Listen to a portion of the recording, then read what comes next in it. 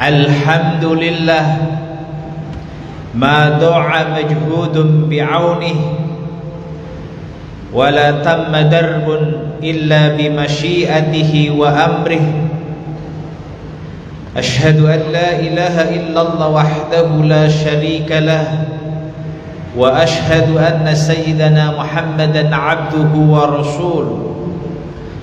Wassalatu wassalamu ala sayyidina wa maulana Muhammad ahsanin nasi uswatan wa afdalil khalqi qudwatan wa ala alihi wa sahbihi qatibatan, amma ba'd.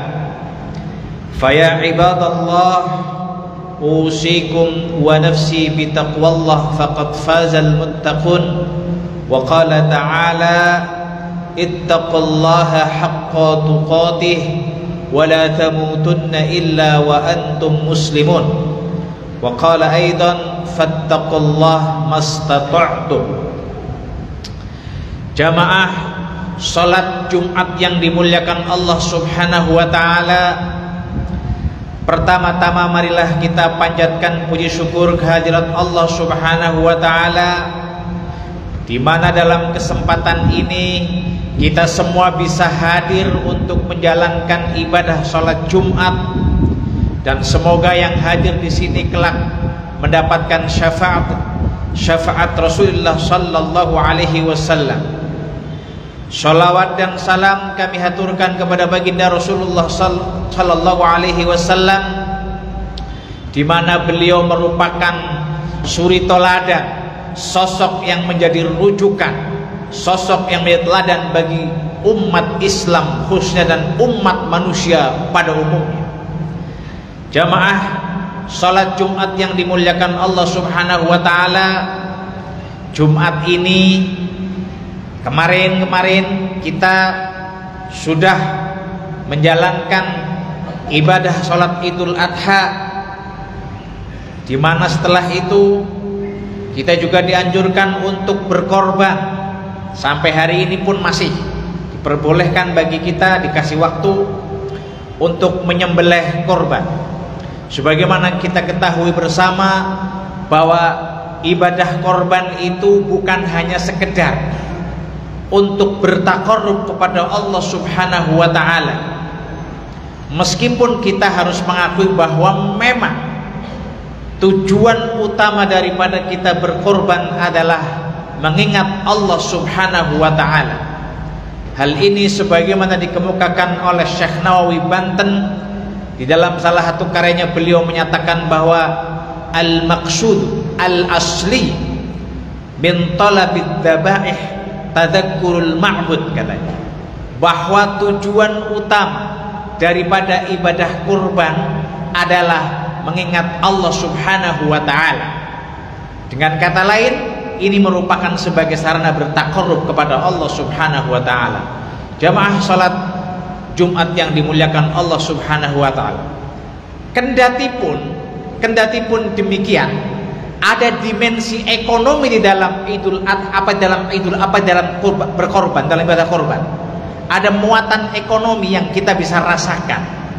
Jadi ibadah kurban bukan hanya sekedar kita berzikir atau mengingat Allah atau bertaqarrub pada Allah Subhanahu wa taala, tapi ada dimensi ekonomi. Pertanyaannya, kenapa bisa demikian?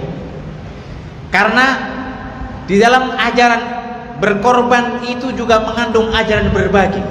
Sebagaimana kita ketahui bahwa kita umat Islam pada saat Idul Adha dianjurkan untuk melakukan kurban, di mana daging korban itu bisa dimanfaatkan oleh sahibul kurban dan kemudian dibagi-bagikan kepada orang-orang sekitarnya. Itu menandakan bahwa di dalam ibadah kurban juga mengandung misi atau mengandung ajaran agar kita peduli kepada sesama kita. Jamaah salat Jumat yang dimuliakan Allah Subhanahu wa taala. Selanjutnya, dari sisi ekonomi, ibadah kurban itu jangan dilihat hanya ibadah kurban saja, tetapi ibadah kurban itu adalah sebagaimana kita ketahui bisa menggunakan sapi, bisa menggunakan kambing. Itu butuh para peternak, itu butuh para petani.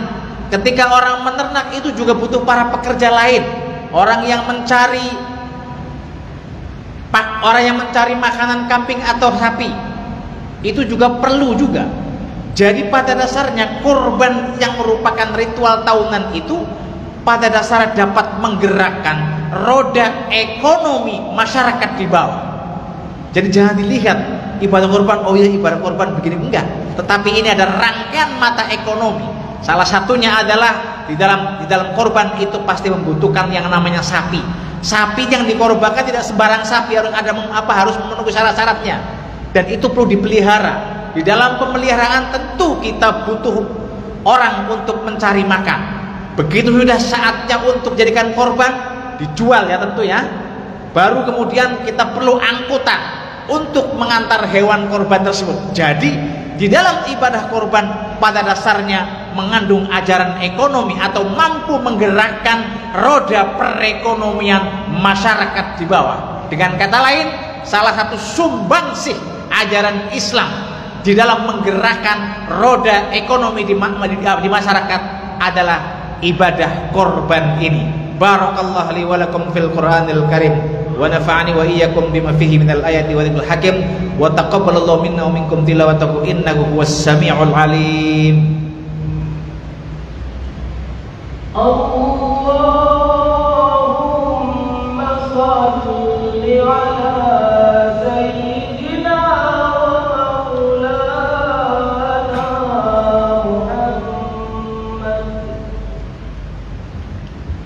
Alhamdulillah Rabbil Alamin wal 'aqibatu lil muttaqin.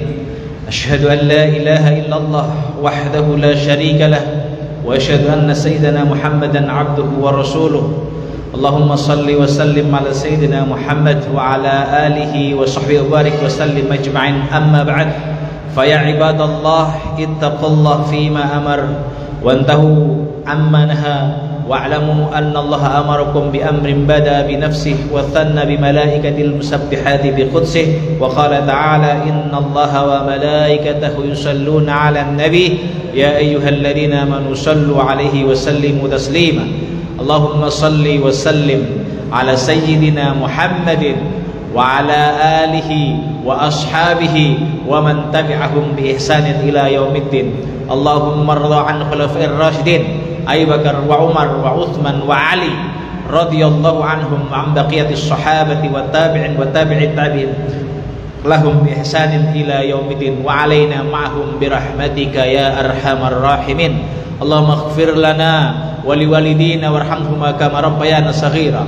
Allahumma ighfir lil muslimina wal muslimat wal mu'minina wal mu'minat al ahya'i minhum wal amwat warfa' lahum darajat wa kaffir anhum sayi'at wa du'if lahumul hasanat. Allahumma arzuqna as-sihhata wal afiyata was salamata wa warzuqna rizqan halan wasi'a wa halalan mubaraka. Allahumma arzuqna al-istiqamata fi ibadatika ya Allah waj'al akhir hayatina husnal khatimah. Rabbana zalamna anfusana wa illam taghfir lana wa tarhamna lanakunanna minal khasirin. Rabbana atina fid dunya hasanah wa fil akhirati hasanah wa qina adzabannar. Subhanaka rabbika rabbil izzati amma yasifun wa salamun 'alal mursalin walhamdulillahi rabbil alamin. Ibadallah innallaha ya'murukum bil 'adli wal ihsan wa ita'i dzil qurba wa yanha 'anil